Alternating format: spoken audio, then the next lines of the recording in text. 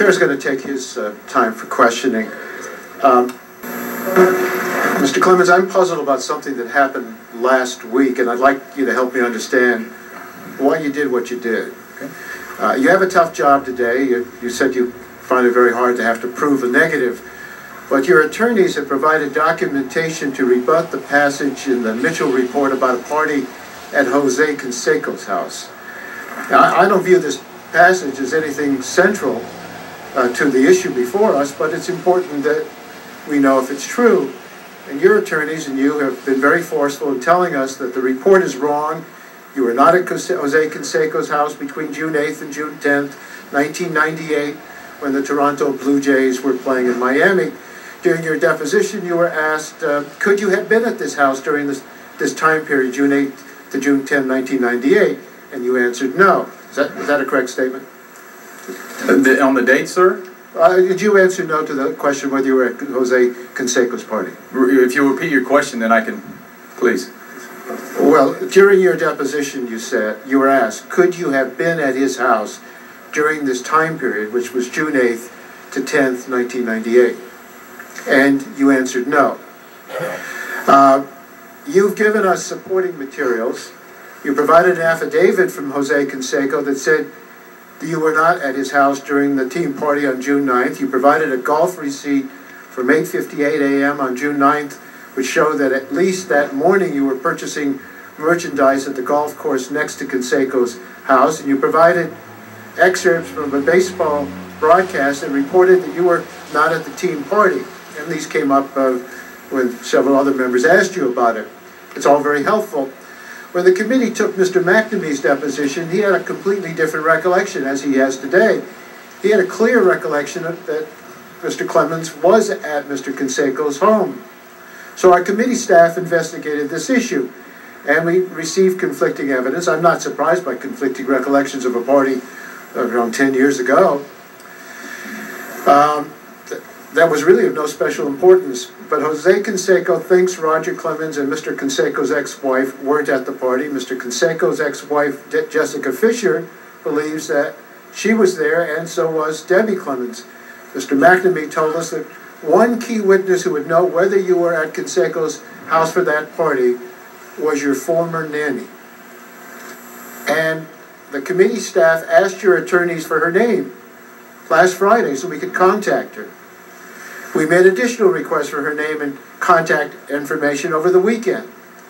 Around 5 p.m. on Sunday afternoon, committee staff made another request and asked your attorneys to refrain from contacting the nanny before the committee staff could speak with her.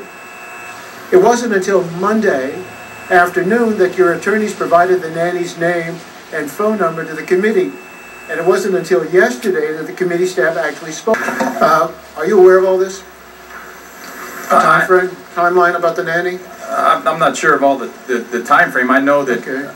Yeah. Well, what the nanny said to us when we finally contacted her yesterday was important in several respects. First, she said that she was at Mr. Canseco's home during the relevant time period. In fact, she said that she and Mrs. Clemens and the children stay overnight at the Canseco's. Secondly, she told us she did not remember any team party as described in the Mitchell report.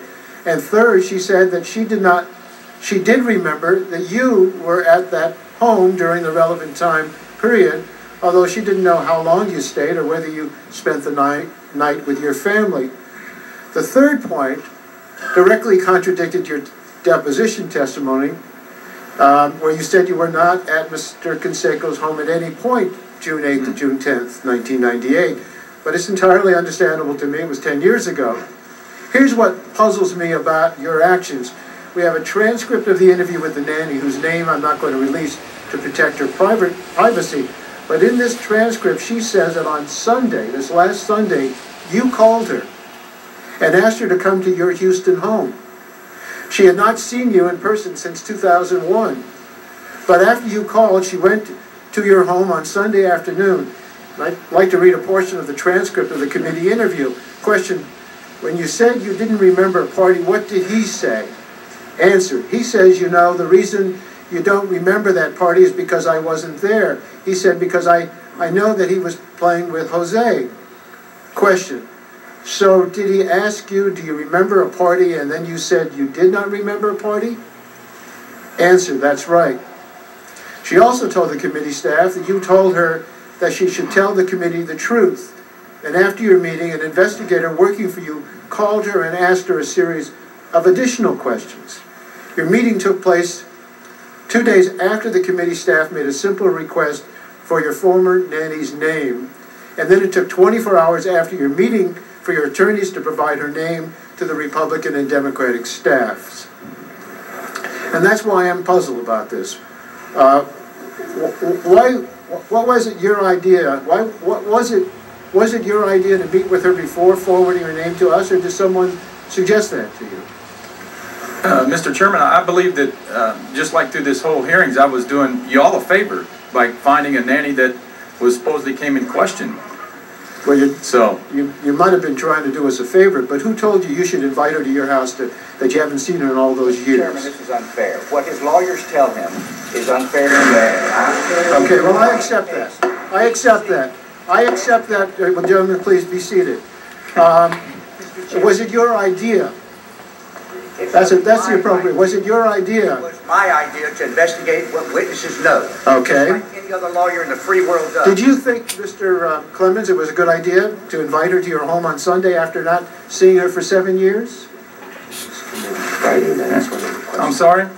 Did you think it was a good idea to invite her to your home after you hadn't seen her for 7 years? I was told on Friday night to see if we could locate the nanny. We'll leave. Obviously, it's very nice. I don't think that she needs any publicity, but I was told on Friday night that you guys may want to talk to her, and so. And you felt you should talk to her first. Yeah. Well, I don't know if there's anything improper in this. Mr. Chairman, I ain't talked to her in years, and I did everything I could to locate her. If you guys had any questions for her, and I did tell her to answer truthfully. Again, I'm not sure. Okay. Well, I don't know if there's anything improper in this, but I do know it sure raises an appearance of impropriety. The impression it leaves is terrible. The right way to handle this would have been to give the committee information immediately, to not have your people interview the nanny before we did, and certainly for you not to personally talk to her about the interview as you did. One option for you was to have given the committee the nanny's contact information and had no contact with her. Another option could have been to give her a heads up that the committee would be calling her. But you chose, I think, the worst approach. That's my opinion. You invited her to your home, you had a specific conversation about whether you were at Mr. Canseco's house, and you did this before you gave the committee her contact information. Mr. Chairman, is there anything else you want to add? In all due respect, this is nothing but innuendo. Your committee asked on Friday evening for this information. We have done everything to give you that information in a fast and in a thorough manner. The innuendo is terrible, and I spoke to your own staff member who's speaking with you now. And your statement and I have the highest respect for the chairman, is calculated to do nothing but have innuendo against this man. We've cooperated. Well, I understand your fully as your own gentlemen. As I indicated, the rules do not allow the lawyers to speak, but I did not cut you off.